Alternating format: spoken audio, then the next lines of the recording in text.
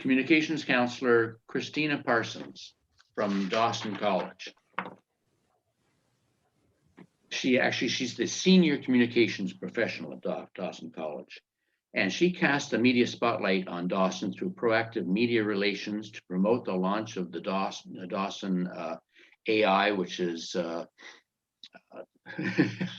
probably got old people here, this is terrible. Artificial intelligence, and the leadership role of the Sustainability Office in Canada. She's created a Dawson College Communications Advisory Board to discuss and brainstorm communications needs and issues. She's chaired the COVID-19 Communications Committee at Dawson and led the crisis communication strategies for the college throughout the course of the panic. She has pitched and landed a live broadcast of CBC Daybreak at Dawson on September 9th. This is a couple of years ago for the closing of their 50th anniversary year. So this woman gets around. Where am I here? I've got more here. Yeah, the goal of the communications team is to uphold the reputation of Dawson as a leader in the educational sector through a variety of communication initiatives. They create strategic communication plans, they manage digital and print content, they plan college-wide events, and they regulate Dawson's visual identity. If you have a Dawson story to share, or you want to have something get out to the Dawson people, then you reach out to Christina or her co-host or her co-speaker today, Chris Adams, who is also online with us. Christina says she's a proud mother of 2 children, an enthusiastic volunteer in her community with the Parents Committee and the Christmas baskets. And she skis, she swims, she cooks, and she reads, and she goes camping. So as we noted here a few minutes ago, I hope when you're cooking, Christina, that the alarms do not go off. We're going to pass this over now, and we're going to open up to both Christina and to Chris Adams. If you have, they're going to kind of play their game about how they want to do this. But if you have any questions they'd like to ask, you can always put them in the chat box. And I think we'll take it from there. So let's pass it over from you. Hello, everyone. Thank you very much. That was it's kind of embarrassing for me, the opening, because my colleague Chris Adam, who I've invited to be here with me, he is the star today for me. Chris has about 3 decades of experience as an educator, as an entrepreneur. He founded his own charity. So his career at Dawson started as a teacher in our community recreation and leadership training program. And a few years ago, he started working on the idea of a sustainability office. And about 3 years ago, Chris, I think now, the sustainability office was launched. That's right. So he's our first coordinator of the sustainability office at Dawson. So I'll get into all of that later, but I'm really grateful that Glenn and Jim and invited us here today. And we've got some great stories to share with you. Just to set the table a little bit, I thought we might watch a very short video. We just, you cannot believe how many videos we've made this year because everybody's at home. So to welcome our brand new students to Dawson in their bedroom, we made a number of videos. One of them was a tour of the college that they may or may not have ever visited before. So maybe I'll just show you that short 2-minute video, and then I could say a little bit further about Chris, and we can have a conversation. That sound good? Go for it. Okay, so I'm going to see if I can share my screen here to Jim. I don't know if I'm just don't forget to tick the share video sound. Okay. It's at the bottom left of your screen. Okay, thank you for that. So I'm in the share screen, and that's not what I want to open. Okay, so I don't see something that says share sound, but if you're on the share screen and you've got a choice of screens to share with us, down at the bottom left, there should be a little checkbox that says share sound on computer. I'm looking again. So I'm looking in Zoom.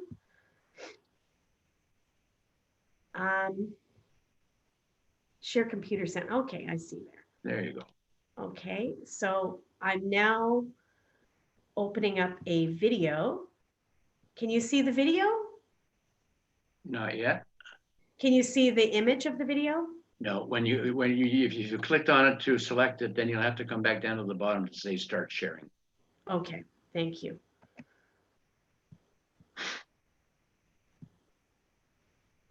Sorry for the delay. It's okay.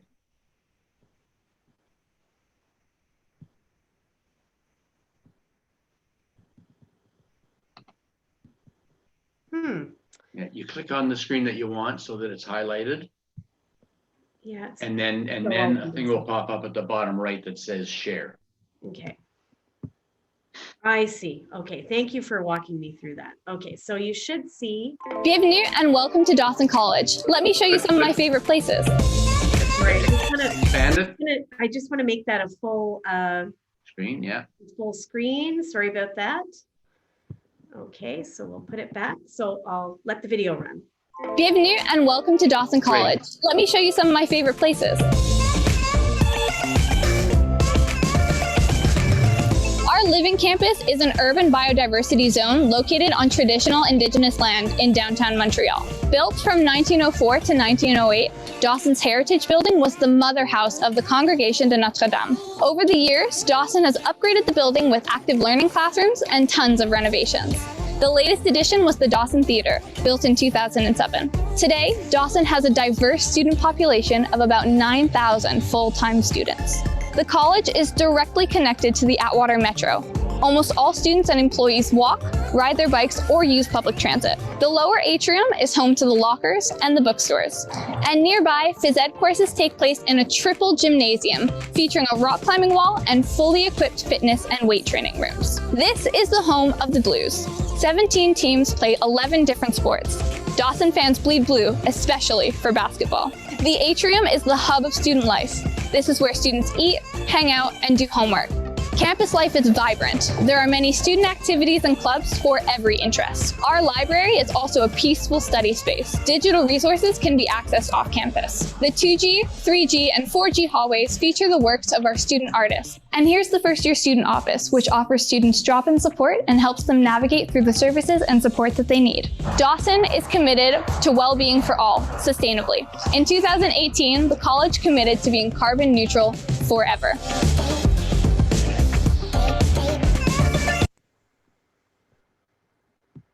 So that's a little preview of what Dawson is about. I'm just going to try to stop sharing the screen. There, we're back. Okay. Can everybody hear me? Yeah, you're good. Okay, Excellent. good. So hello again. I thought what would be interesting is to share with you, so you have kind of the context of who we are in that video and some of the highlights. I started working at Dawson a little bit less than 2 years ago, and I knew it was a large cégep, downtown Montreal, and actually the line goes right through our office where I'm actually at Dawson today. I had to come here for another reason, and we're between Westmount and downtown. We're straddling the line on our campus, but it's so much more than that, than being near the metro. There are wonderful stories here, and I've been really happy to be able to share these stories. One of the greatest stories is our creation of the Sustainability Office. And that's why I wanted to bring Chris Adam, my colleague here, to share this with me, because I think some of our very best stories are related to our vision of sustainability and creating this office and what it's all about.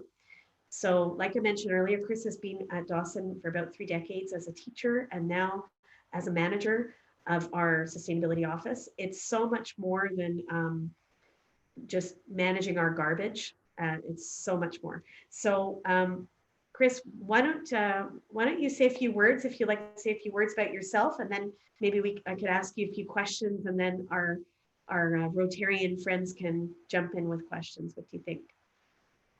Sure, thank you. And it's great to see so many people interested in what we're doing at Dawson. I do believe, I come here obviously with a bias as an ex-teacher, but also as an entrepreneur. I'd like to mention right off the bat that I started from outside the system. And I think that was a big advantage.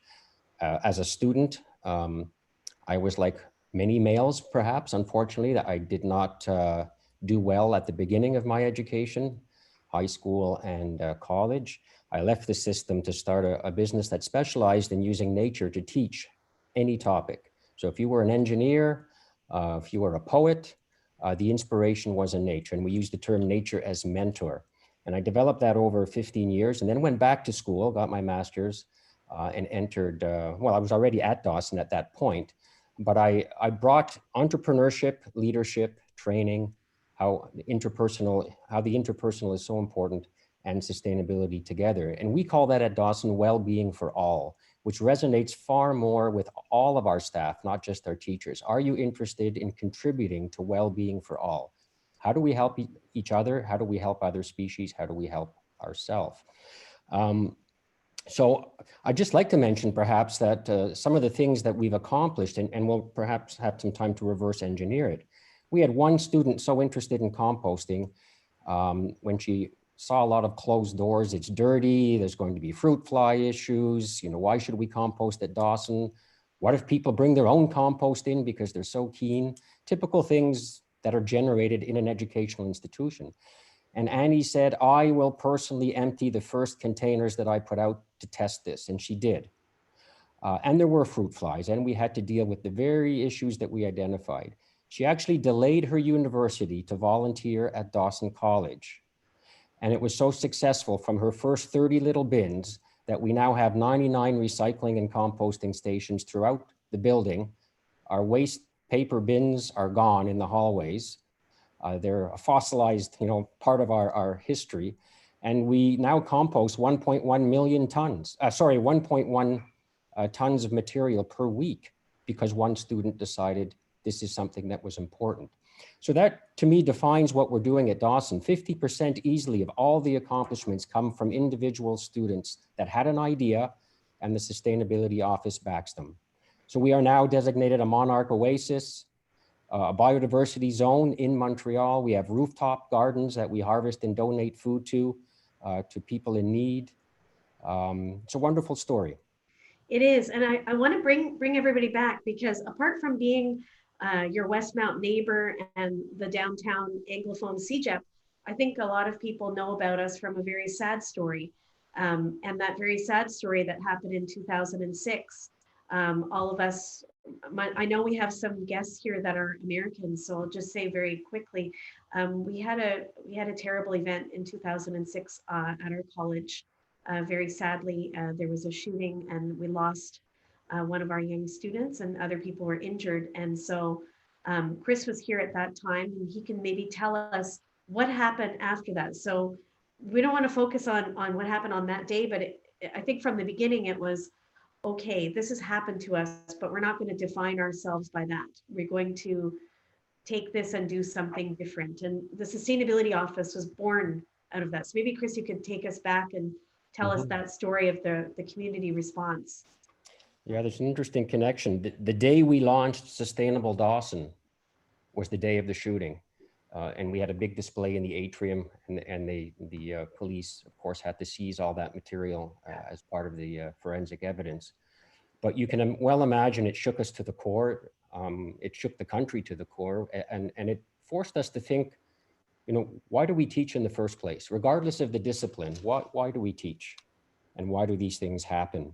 And I must say, I was really impressed by your intro. I've just written it down when you mentioned friendship, and the betterment for all concerned. That is exactly what we started to talk about. That where is community and what is community?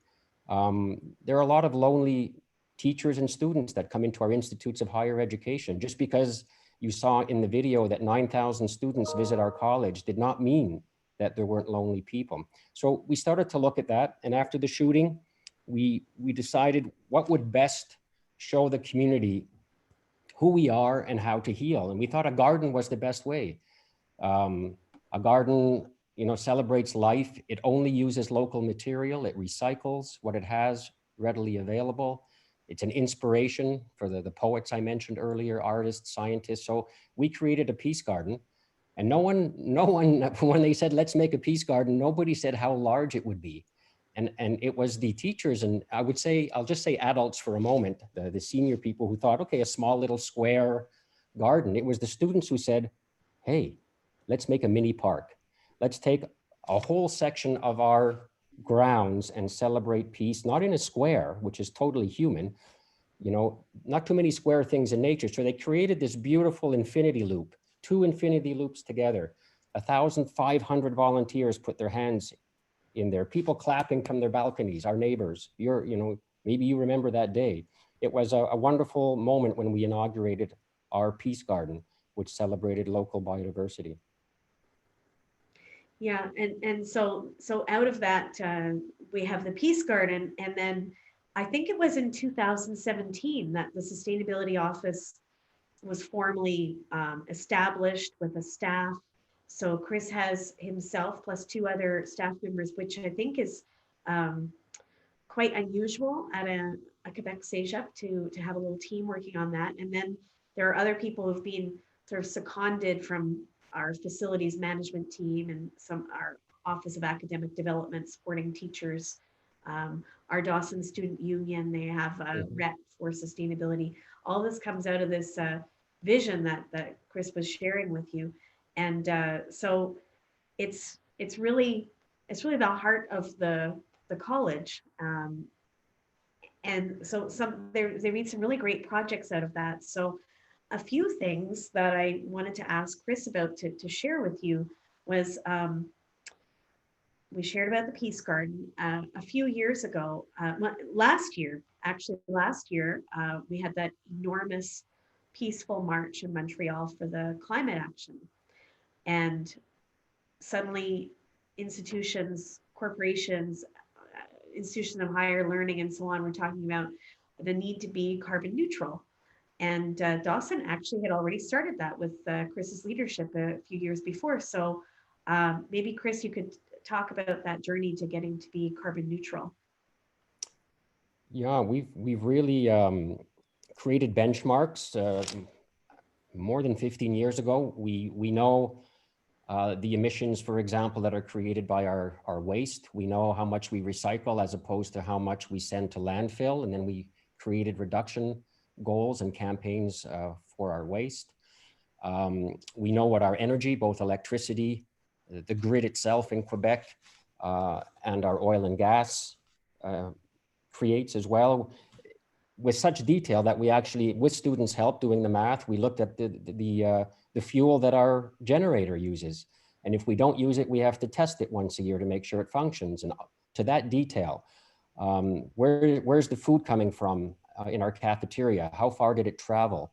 So I'm very proud to say that we are called it's called Scope 3 carbon neutral. So the highest level, not just our fuel, not adding our waste, but even adding commuting. We worked with the STM in Montreal and they really helped us. We know that our students travel 140,000 kilometers a day to get to the college, and we offset that. So we know how many tons of carbon dioxide or equivalents that creates. And we actually just finished planting 30,000 trees with a certified company in Nicaragua. So we're reforesting marginal land, and that forest will take in the same amount of CO2 that Dawson College produces every year. Hence, we can call ourselves carbon neutral. We have a net zero effect on the atmosphere. And that's also a socially responsible investment. We just don't say plant a forest and we never know what happens to that forest. For example, if 40% of it dies 5 years later, to me, that's not good enough. So the money Dawson spends on the trees actually goes to farmers, and we pay them once a month to ensure that the forest stays healthy. And it's on their private land, it's their forest, and they can take pride in helping us and actually harvesting some of the wood from that forest as it grows to create a livelihood. And we buy those products and sell them in our bookstore. So it's a full cycle of students realizing that a healthy forest can be mined, if you like, at a 3 to 4% level. And that forest will always be there, increase biodiversity, and give livelihood to communities. And that's a great example of what Dawson believes in. Yeah, and so when we were mentioning before, it's more than more than managing our garbage. It's so much more. So the sustainability office is involved in education. So integrating the sustainable development goals into many classes. Do you want to just cover that a little bit? Probably in this group, everybody knows what sustainable development goals are. Well, the 17 goals that the UN developed over many, many years that Canada adopted in 2015, but unfortunately only 4% of Canadians are actually aware of. So we are behind other institutions and other countries. And basically these 17 goals, climate action is one, women and gender issues is another, biodiversity, peace. These 17 goals, the UN has told us we need to focus on, and we need to focus on intensively if we're going to make 2030 targets. If we look at climate change, that whole notion of keeping the climate at 1.5 degrees. So we are adopting that and looking at those 17 goals as a filter through which we teach. So disciplines are still important, but disciplines in and of themselves, the more we target knowledge without looking at our responsibility as citizens to take care of each other and the planet, I think is missing the point of education. So to a certain degree, I think I can be bold enough to say that we're trying to repurpose education to some degree, to learn from the past and say, is that good enough? Because I certainly believe in where I teach, and I'm sure I speak for Christina as well, but we have to also take some responsibility for where we are as a society, because if all the CEGEPs and universities in the globe were doing what they should, I don't think we would have some of the issues that we have. So we need to look at the rearview mirror and learn from that as well. An interesting little story out of the last year of the pandemic. You might be wondering what has happened at Dawson because of the pandemic. So I mentioned that a lot of our students started their CEGEP career. Rafida is here with us. She started at Jean de Brébeuf online. So she knows very well what our students are going through. So most of them are learning at home, and most of our employees are working at home. It's a very strange time we're living through. When this started last March, one of the things that we have at Dawson, a lot of offices and workplaces have that, but maybe even more at Dawson, a lot of people in their offices have plants. So Chris, do you want to tell them about what your team of volunteers did last year looking after the plants and why? Well, thanks for reminding me. Yeah, I think when we talk about well-being for all, we can't forget the living things that we had in our buildings. There were experiments, there were insects, there were fish in aquariums. And sadly, in most institutions, they were just left. And of course, these are people that made tough decisions in terms of risk management. But I called our Director General, Richard Fillon, and I say, Richard, no one is allowed to enter the building for good reason. We were on shutdown, unless you were an essential service. And security still had to be there. The building still had to be heated. And I asked Richard, could a small group of volunteers, students, that normally help us with our gardens and our plants, our living things, be considered an essential service? And he said, I need a day to think about this and to talk to my staff. And he came back, and again, a very proud moment for me. And he said, yes, we will allow a small group of students to keep the living things in our college alive. Because apart from just being, for example, a living plant, these plants were plants that people had from their grandparents, from their parents for many years.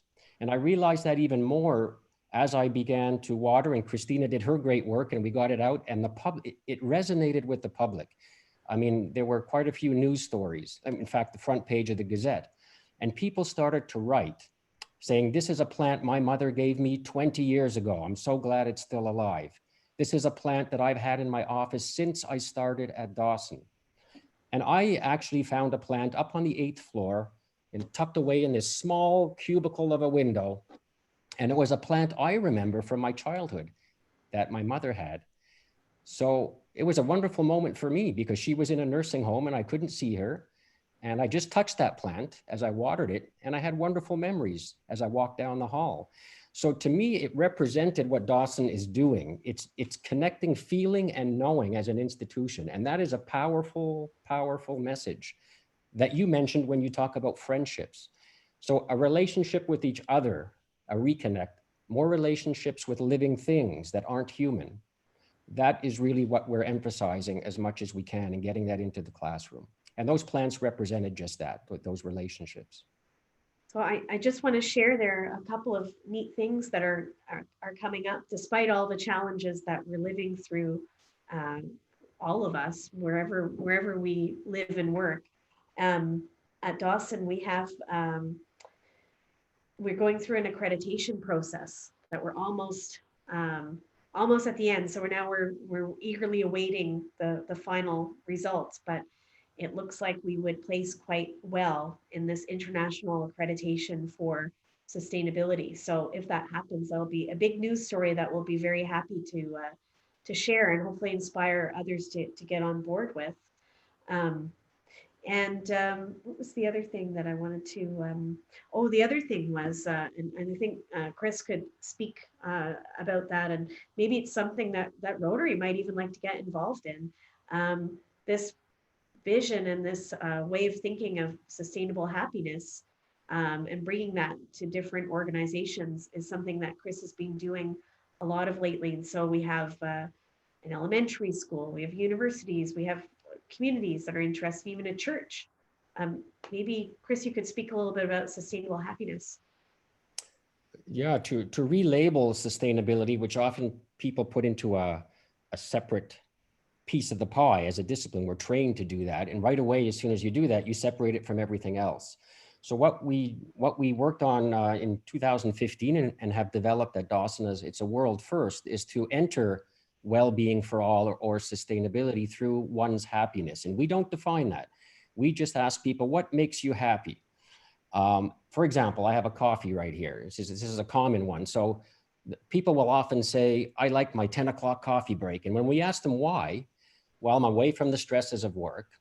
I'm with the people I want to be with.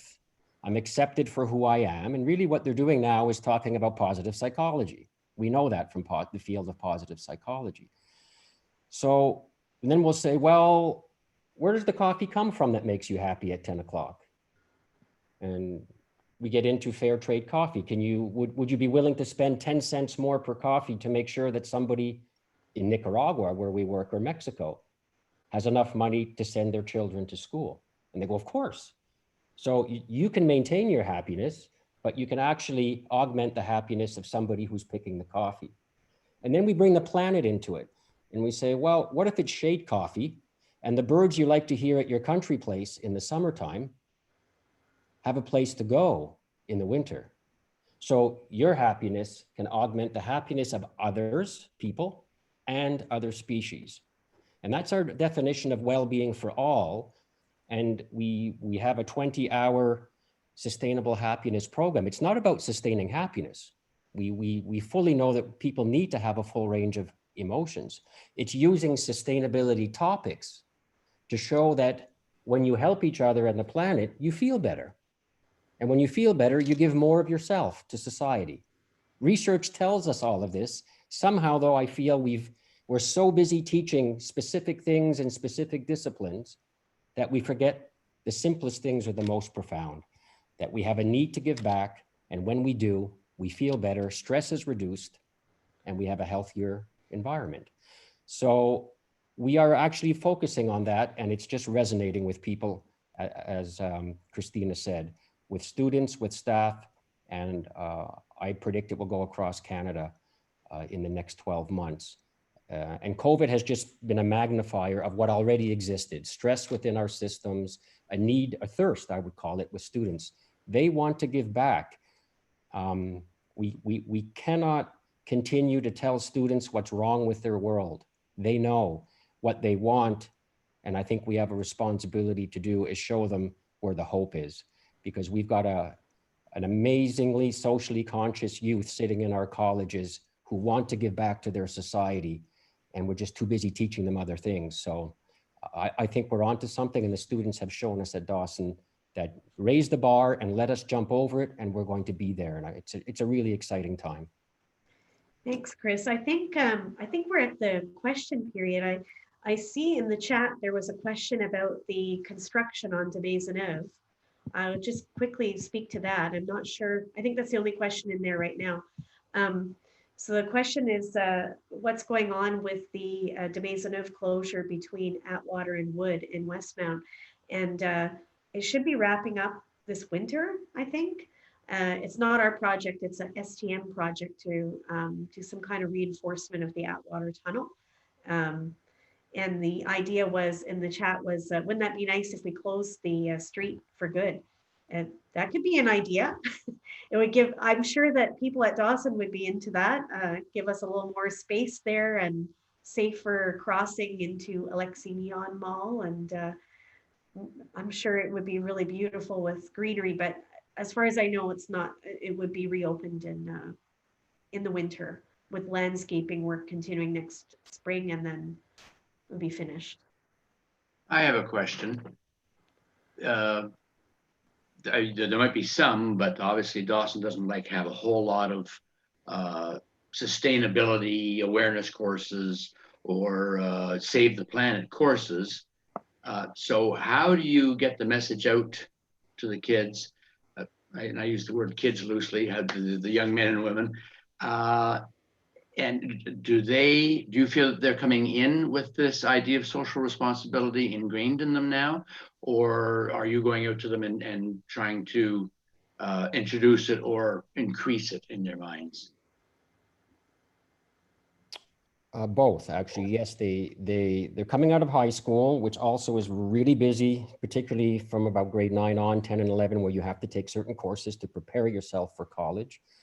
So yes, I'm noticing that they really want to make a difference, and we are spending a lot of time working with teachers to both develop new courses, identify good things that are happening and validating that, and then uniting that, somehow coordinating it so that there's more of a concentrated effort to give an outlet to these students. So right now, we just finished our statistics. About 14% of our courses, there are thousands of them, are sustainability related. They touch on one of those 17 United Nations goals, the Sustainable Development Goals. And about 60% of our students take at least one sustainability focused course before they graduate. I must say though, I also know that 47% of our departments do not have a sustainability course in them at all. So we have work to do, but that's exactly what we'll be focusing on. To give you a quick example, there's a new phys ed course that will start next semester. It's called Eco Landscaping, where they're going to learn how to take care of their back and how to pick up things, how to properly use a shovel, things like that, so that they don't hurt themselves. But rather than just the theory, they're going to be working on a sustainability project for that week. It's an intensive course, so they will help us with our landscape around Dawson. The first project will be a raised wetland, where they're going to create a pond system that will collect rooftop water. The plants will filter that water and put clean H2O back into the atmosphere rather than send it back into the sewer. And that will increase certainly invertebrate and insect life in downtown Montreal. You know, something I wanted to just mention to you all, many of you are our neighbors in Westmount, is right now with the pandemic, it's a weird time, but assuming that things would go back to some kind of a normal where we're in person and so on, it'd be a lovely experience to come here when we release the butterflies in the summertime, late summer. So that's something that we do. We send out little butterfly kits, the chrysalis, before it becomes a butterfly, and people at Dawson take care of them. And then there's a release in the Peace Garden. It's really nice. And the grounds are open to the public. It's a big park here, but a lot of people think that it's closed off because there's that big fence around it, but you're welcome to stroll on the grounds. Well, that's a great idea. And I would suggest put us on your mailing list. Okay. And we'll be able to see this kind of stuff in the future. Mm-hmm. If for everybody online, let's not forget that you can unmute yourself and pop in with a question, or you can simply write it in the chat box here. Because I've got to one other question. And I remember 50, 60 years ago, and a lot of our members would remember the anti-war movement of the 60s and 70s and the peaceniks and all this kind of stuff. And we thought we were going to change the world. And 50 years later, we're looking at it going, well, we didn't get very much accomplished, did we? By the same token, though, I don't remember them when we were doing this kind of thing. I don't remember the schools coming out with anti-war classes or any kind of an education to follow up on this kind of stuff. Where obviously that's what you are doing. Is this something that you feel will not fade away with time? Yeah, I'm just old enough to remember that late 60s. And then we had a lesser extent, we had a movement in the 80s. And I agree with you, Jim. It's a very good point that I was just looking at a lot of the lyrics of you know, the 60s folk songs and those messages. And I believe they're more important now than ever. And I'm not just saying that because I have fond memories of that, you know, those lyrics, but when you compare where we are today with technology and the capability of this generation to do something we could not do, and that is get a message out and it can go viral within 24 hours. We could not do that.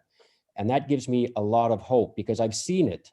You know, when I was still in the classroom 4 years ago, they taught me about social media, and I used to ask them to take one thing that inspired them about their outdoor ed course or climate action, and they would teach more people on Facebook in 24 hours and get likes and comments than I could in the classroom.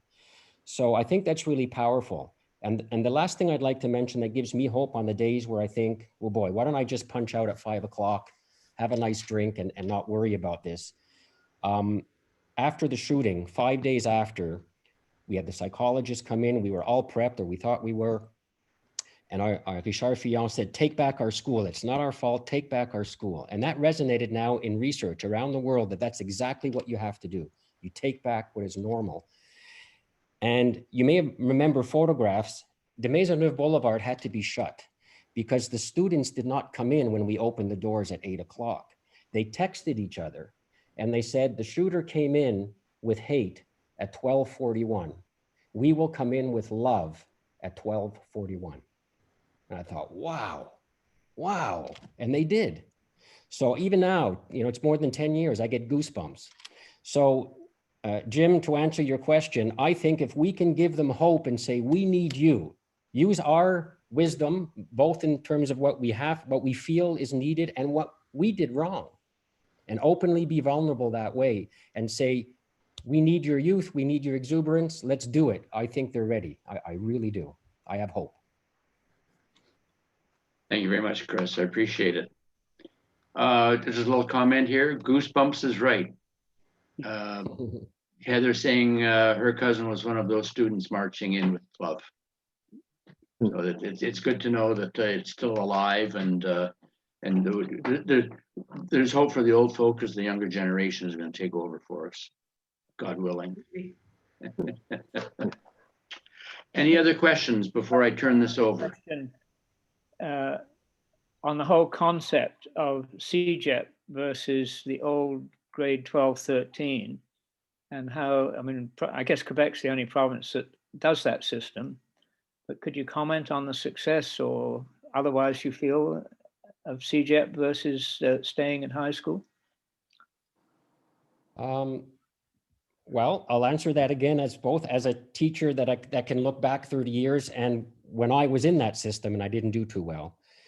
What it did for me though, it let me fail and it let me go back. And I think when you fail grade 11 or 12 in high school, there's such a stigma because another group comes up with you, you're still in the same environment. There's a lot of social pressure to succeed because in our society, you know, even the word we use, we fail. It's not that you don't have a chance to try again, you fail. And I had big problems with that myself.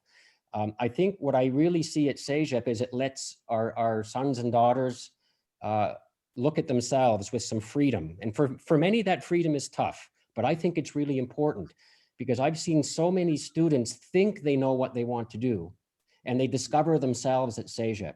And when they do, and they wrap themselves with that confidence around the discipline that they find an interest in, that's a whole new student going into university. So yes, it has its warts, if you like, but I'm a fan of letting our students define themselves and be able to come back and switch gears before they move on, or they move on to a trade and go right into society that way. It's a unique opportunity for young Quebecers to really explore and discover what it is that they like. So actually, a lot of them do come through and finish in 2 years and go on to university, especially at Dawson. We tend to have some really amazing students that come here. But they sometimes find after the first semester, you know what? Mom and dad really were promoting science to me, but taking these English classes and humanities classes, and I'm feeling more of a pull towards the creative side, and they get into something else, and they can do that at CEGEP. It's really neat. I think it's a great opportunity that our young people have. Kind of a transition and find yourself, period. Yeah. I can see that. And if I could just quickly add, because the social sciences represent half of our students approximately, I believe the future of sustainability and changing society is within the social sciences. And that's not to take anything away from the sciences, but they're so busy, they don't have a lot of time to reflect and do essays on open-ended questions like justice and women's issues, for example, and the connection between those things and the environment. So I'm a really big fan of getting sustainability and well-being topics into social science courses where they can be really looked at and reflected upon. And I think we're going to shine that way as well. Well, you have at least one fan here, because Yasmin from Marianopolis has just come in and said, I find myself very lucky to be studying in Quebec and have the opportunity to study in a CEGEP. I couldn't imagine myself going straight from high school to university. And like Chris said, it's a perfect learning environment to find yourself and figure out what you really like. You're here, Yasmin. David Franklin, are you available to thank our speakers? *6. Okay, can you hear me? Yes, sir, we can. Chris and Christina, what a fascinating presentation. My law office is on the corner of Green and Sherbrooke, so I see your building daily.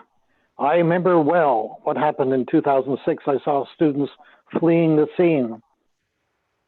Your presentation, fortunately, did not concentrate on the various courses that Dawson presents, but on the meaning of social change, of environmental issues. Your goals that you present are very, very similar to Rotary, and because we too concentrate on youth.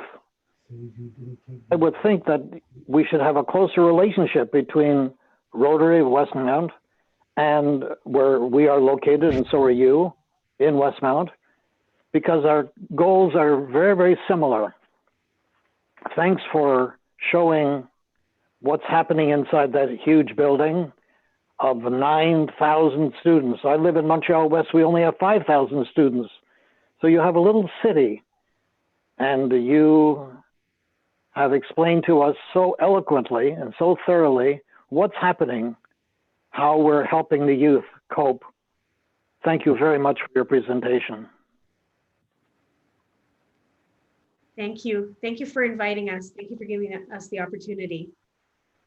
Thank you very much, David. And just for the benefit of everybody that has their video on and can see me, you're not allowed to tell David, but here's what I'm giving him for his thank you today. out of 10, okay? But nobody's allowed to tell him, because I make him pay for that information.